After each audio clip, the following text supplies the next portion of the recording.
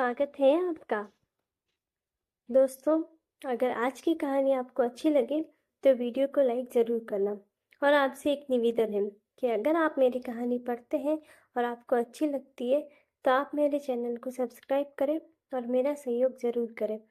मैंने देखा है बहुत से लोग मेरी कहानी देखते हैं लेकिन चैनल को सब्सक्राइब नहीं कर रहे हैं। उनसे मुझे यही निवेदन रहेगा कि कृपया आप मेरे चैनल को सब्सक्राइब करें और मेरा सहयोग ज़रूर दें।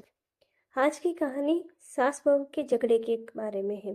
तो चलिए शुरू करते हैं आज की कहानी। गांव में एक साधारण सा परिवार रहता था जिसमें रामलाल, उसकी पत्नी सुशीला और उनका बेटा मोहन थे। मोहन की शादी रीमा से हुई थी। सुशीला एक सख्त स्वभाव की महिला थी और रीमा एक पढ़ी लिखी, समझदार और शांत स्वभाव की लड़की थी। शादी के बाद रीमा अपने ससुराल आई तो सब कुछ नया था। उसे उम्मीद थी कि वह अपनी सास के साथ अच्छे संबंध बनाएगी, लेकिन वक्त के साथ दोनों के बीच छोटे मोटे झगड़े होने लगे। सुशीला को रीमा का ढंग तरीका कुछ अलग सा लगता था। रीमा कुछ भी करती तो सुशीला को उसमें कमियां दिखती।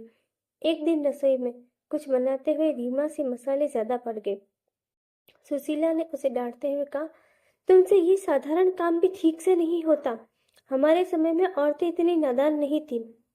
रीमा ने चुपचाप सुना, लेकिन उसका दिल भारी हो गया। उसे लगा कि सास को शायद वह पसंद नहीं। धीरे धीरे दोनों के बीच दूरी बढ़ने लगी। सास बहू के बीच के झगड़े अब घर में तनाव का कारण बन गए थे। एक दिन रीमा की सहेली उसे एक पुरानी दादी के पास ले गई, जो अपने अद्भुत सलाहों के लिए जानी जाती थी। दादी ने रीमा की पूरी बात ध्यान से सुनी और मुस्कुराते हुए कहा, बेटी, सास बहू का रिश्ता चाय और पानी जैसा होता है। अगर दोनों को सही मात्रा में मिलाया जाए तो बढ़िया स्वाद आता है, लेकिन जरा सी भी गलती से चाय फीकी या कड़वी हो जाती है। दादी ने समझाया, हर इंसान के पास अनुभव होते हैं। तुम्हारी सास ने अपनी जिंदगी में बहुत कुछ देखा है और उनके अपने तौर तरीके हैं। वो तुम्हें बदलना नहीं चाहती, बल्कि वो चाहती है कि तुम अपने जीवन में उनका अनुभव भी अपनाओ। रीमा को दादी की बात समझ में आई।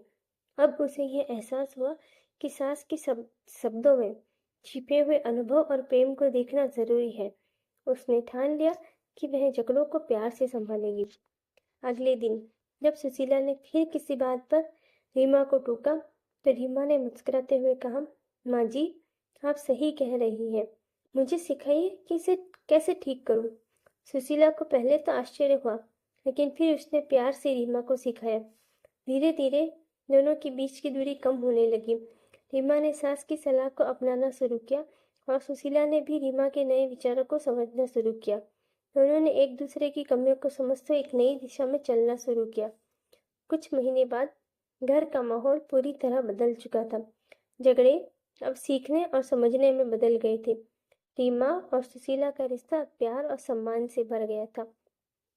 इस घटना से रीमा ने सीखा कि सास बहू का रिश्ता झगड़ों से नहीं, बल्कि धैर्य और समझदारी से सुलझता है।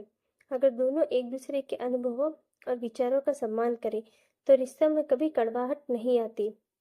निष्कर्ष, सास बहू के बीच के झगड़े सामान्य होते हैं, लेकिन इन्हें धैर्य, समझ और प्रेम से सुलझाया जा सकता है।